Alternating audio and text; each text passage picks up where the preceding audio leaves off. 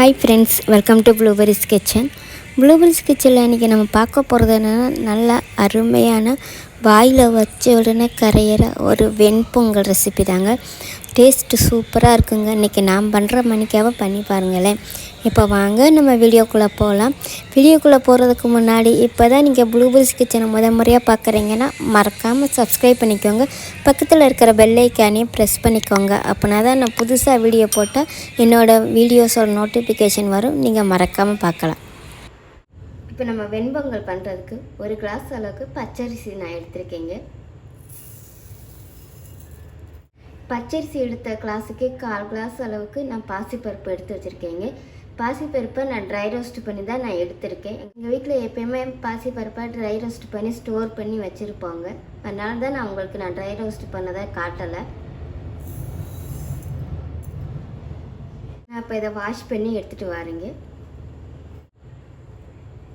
இப்போ நம்ம வாஷ் பண்ண அரிசியை இந்த குக்கருக்கு மாற்றிக்கிடலாங்க.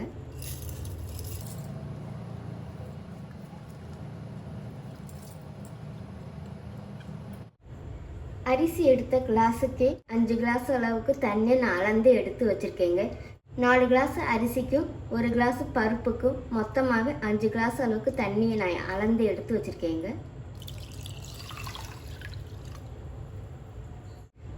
இப்போ நம்ம பொங்கலுக்கு தேவையான அளவு உப்பு சேர்த்துக்கலாங்க. அரிசி வேக வைக்கும்போது நம்ம உப்பு சேர்த்துக்கலாம். நல்லா மிக்ஸ் பண்ணிக்கலாங்க.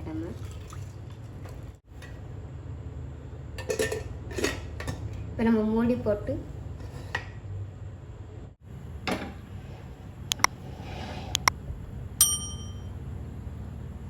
நம்ம இப்போ இதை 4 விசில் ஹைலையும் 1 விசில் சிம்மிலையும் வச்சு எடுத்துக்கலாங்க. இப்போ நமக்கு ப்ரெஷர் எல்லாம் போயிடுச்சுங்க. இப்போ நம்ம ஓப்பன் பண்ணிக்கலாம்.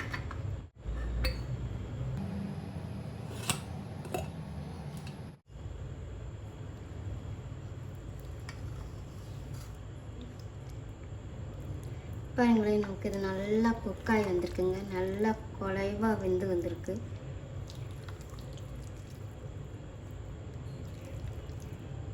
நான் சொன்ன மாதிரி 4 விசில் ஹைலையும் 1 விசிலையும் சிம்லையும் வச்சு எடுத்தால் நமக்கு இந்த மாதிரி குழைவாக நல்லா வெந்து கிடைக்குங்க. இப்போ நம்ம இதை தாளிச்சிக்கலாம். இப்போ நமக்கு பேன் சூடு ஆயிடுச்சுங்க. 2 டீஸ்பூன் அளவுக்கு நெய் சேர்த்துக்கோங்க. இப்போ நமக்கு நெய் நல்லா மெல்ட் ஆயிடுச்சுங்க.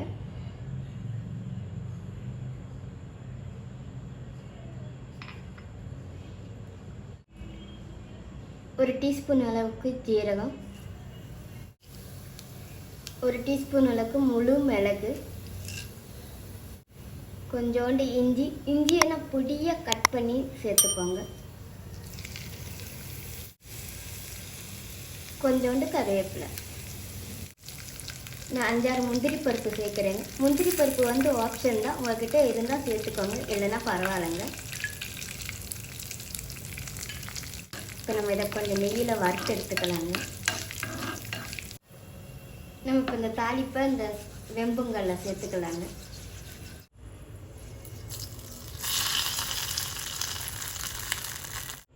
இப்போ நம்ம கொஞ்சமாக கொத்தமல்லி தூவிக்கலாங்க.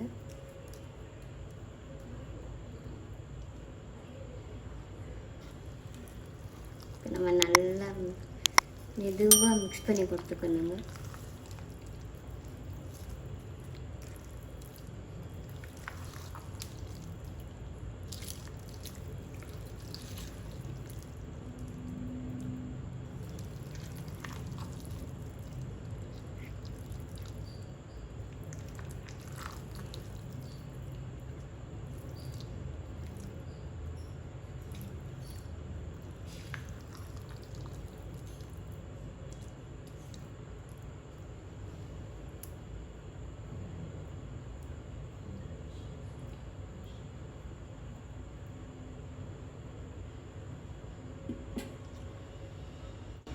அவ்வளோதான் ஃப்ரெண்ட்ஸ், இப்போ நம்மளுடைய அருமையான வெண்பொங்கல் ரெடி ஆயிடுச்சு.